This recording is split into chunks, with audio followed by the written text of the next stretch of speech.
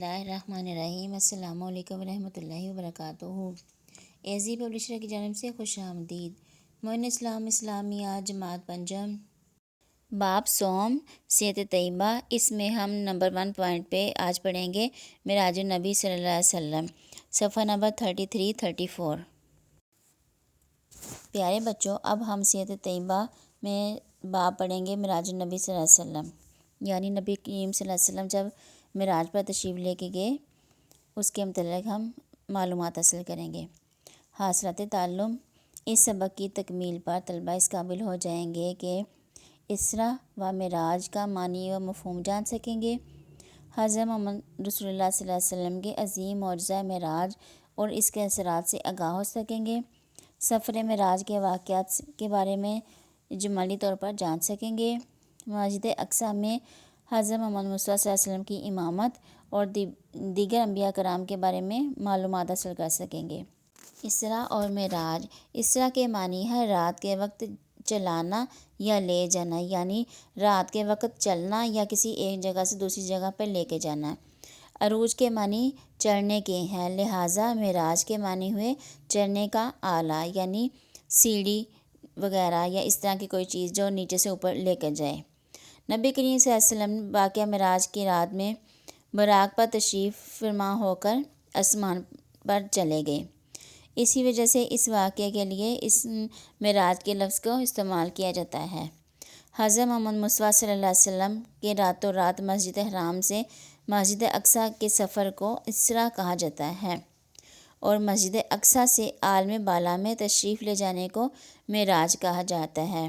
اس وجہ سے اس کا نام پڑ گیا واقعہ معراج، یعنی نبی کریم صلی اللہ علیہ وسلم کا آسمانوں پر جانا، ایک جگہ سے لے کر دوسری جگہ پر چڑھنا، یعنی زمین سے لے کے آسمان پر تشریف لے کے جانا، اس کو کہتے ہیں معراج۔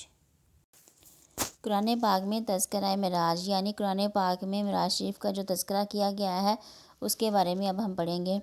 اللہ تعالیٰ نے قرآن مجید میں 2 مقامات پر نہایت جامع انداز میں اسراء اور معراج کا تذکرہ کیا ہے اور اس کی حکمت کو بھی بیان فرمایا ہے۔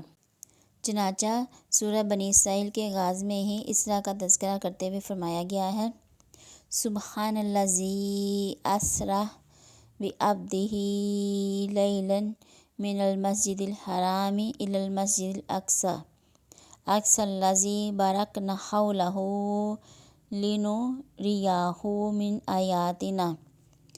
ترجمہ، پاک ہے وہ اللہ جو اپنے بندے کو رات کے ایک حصے میں مسجد حرام سے مسجد اقصی تک لے گیا، جس کے ارد گرد کو ہم نے برکت دی ہے تاکہ ہم اسے کچھ نشانیاں دکھائیں۔ سورہ بنی اسرائیل کی آیت ہے یہ۔ احادیث مبارکہ میں بھی تذکرہ معراج کا بہت زیادہ بیان کیا گیا ہے۔ معراج کے عظیم الشان معجزے کا تذکرہ بہت سی احادیث سے ملتا ہے، یعنی واقعہ معراج کے متعلق بہت سی احادیث میں ہمیں اس کے بارے میں معلومات ملتی ہیں۔ نبی کریم صلی اللہ علیہ وسلم نے فرمایا کہ میرے پاس براق ایک سواری کو کہتے ہیں، آیا میں اس پر سوار ہوا اور بیت المقدس میں چلا گیا۔ میں نے اس براق کو اسی پتھر سے باندھ رکھا تھا جس سے انبیاء علیہ السلام اپنی سواریاں باندھا کرتے تھے۔ مشہور روایت کے مطابق واقعے کا جو کی بنیاد ہے وہ کب پڑی تھی؟ نبوت کے 12ویں سال میں پیش آیا تھا یہ واقعہ۔ ایک رات نبی کریم صلی اللہ علیہ وسلم آرام فرما رہے تھے کہ حضرت جبرائیل علیہ السلام تشریف لائے اور آپ صلی اللہ علیہ وسلم کو بیدار کیا، یعنی نبی کریم صلی اللہ علیہ وسلم کو انہوں نے اٹھایا اور پھر آپ صلی اللہ علیہ وسلم کو زمزم کے کنویں کے پاس لے گئے اور آپ صلی اللہ علیہ وسلم کے سینہ مبارک کو زمزم کے پانی سے دھویا۔ پھر جنت سے ایک سواری براق آپ صلی اللہ علیہ وسلم کو پیش کی گئی، اس پر تشریف فرما ہو کر نبی کریم صلی اللہ علیہ وسلم بیت المقدس پہنچے۔ وہاں پر تمام انبیاء کرام علیہ السلام موجود تھے۔ پھر سب انبیاء کرام علیہ السلام نے آپ صلی اللہ علیہ وسلم کی امامت میں نماز ادا کی اور اسی وجہ سے آپ صلی اللہ علیہ وسلم کو امام الانبیاء بھی کہا جاتا ہے۔ اس کا مطلب یہ ہے کہ جب نبی کریم صلی اللہ علیہ وسلم بیت المقدس پہنچے اور وہاں پر تمام انبیاء کی امامت کروائی تو اس امامت کی بنیاد پر نبی کریم صلی اللہ علیہ وسلم کو امام الانبیاء بھی کہا جاتا ہے۔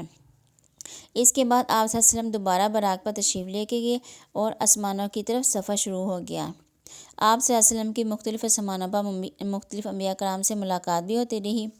پہلے آسمان پر حضرت آدم علیہ السلام سے ملاقات ہوئی، دوسرے آسمان پر حضرت یحییٰ اور حضرت عیسیٰ علیہ السلام سے ملاقات ہوئی، تیسرے آسمان پر حضرت یوسف علیہ السلام، چوتھے آسمان پر حضرت ادریس علیہ السلام، پانچویں آسمان پر حضرت ہارون علیہ السلام اور چھٹے آسمان پر حضرت موسیٰ علیہ السلام سے ملاقات ہوئی، ساتویں آسمان پر حضرت ابراہیم علیہ السلام سے ملاقات ہوئی۔ انبیاء کرام علیہ السلام سے ملاقات کے بعد آپ صلی اللہ علیہ وسلم نے سدرۃ المنتہا کی جانب سفر کیا۔ آپ صلی اللہ علیہ وسلم کو اللہ تعالیٰ سے ہم کلام ہونے کا شرف بھی حاصل ہوا۔ اسی موقع پر آپ صلی اللہ علیہ وسلم کو نمازوں کا تحفہ بھی عطا کیا گیا، یعنی نمازوں کا جو تحفہ ہمیں ملا ہے سب مسلمانوں کو، وہ معراج شریف کے موقع پہ ہی اللہ تعالیٰ نے نبی کریم صلی اللہ علیہ وسلم کو وہ دیا تھا۔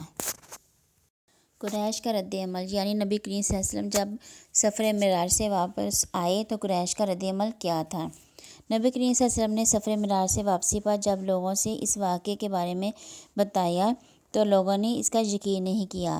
کچھ لوگ نبی کریم صلی اللہ علیہ وسلم کے باوفا دوست حضرت ابوبکر صدیق کے پاس گئے اور کہا، کیا ایسا ممکن ہے کہ کوئی شخص ایک رات میں بیت اللہ سے بیت المقدس اور پھر 7 آسمانوں کی سیر کر کے واپس آ جائے؟ تو اس کے جواب میں حضرت ابوبکر صدیق نے جواب دیا، ایسا ممکن نہیں۔ قریش نے کہا کہ تمہارے صاحب محمد مصطفیٰ صلی اللہ علیہ وسلم تو ایسا ہی کہتے ہیں۔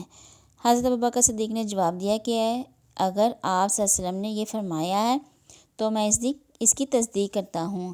اسی وجہ سے حضرت ابوبکر صدیق کو صدیق کہا جاتا ہے، یعنی حضرت ابوبکر صدیق نے کہا کہ نبی پاک صلی اللہ علیہ وسلم نے اگر اس طرح کا کہا ہے، کوئی بات کی ہے کہ میں واقعہ معراج پہ گیا تھا اور وہاں سے میں نے بیت اللہ سے بیت المقدس تک کا سفر کیا ہے، 7 آسمانوں کی سیر کی ہے، تو میں اس بات کی پوری گارنٹی دیتا ہوں اور میں اس بات کی تصدیق کرتا ہوں کہ نبی پاک صلی اللہ علیہ وسلم ہمیشہ سچ بولتے ہیں۔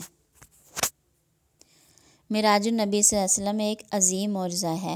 اس واقعے سے ہمیں یہ سبق ملتا ہے کہ اللہ تعالیٰ اپنی قدرت سے وقت کو روک سکتا ہے، زمین و آسمان کے فاصلوں کو سمیٹ دیتا ہے۔ اللہ تعالیٰ نے معراج کے موقع پر نبی کریم صلی اللہ علیہ وسلم کو نماز کا تحفہ عطا فرمایا۔ نبی کریم صلی اللہ علیہ وسلم نے نماز کو مومن کی معراج قرار دیا ہے۔ ہمیں چاہیے کہ ہم اس تحفے کی قدر کریں اور 5 وقت کی نماز باقاعدگی سے ادا کریں۔ بیت المعمور کون سی جگہ ہے؟ بیت المعمور عین خانہ کعبہ کے اوپر ہے اور ہر روز 70,000 فرشتے بیت المعمور کا طواف کرتے ہیں۔ اور سدرۃ المنتہا آسمانوں پر بیری کا ایک درخت ہے۔ پیارے بچوں، آپ بھی 5 وقت کی نماز کو باقاعدگی سے ادا کریں اور اس نماز کے تحفے کو اپنی معراج سمجھ کر ادا کریں۔ اگلے سبق تک کے لیے اللہ حافظ۔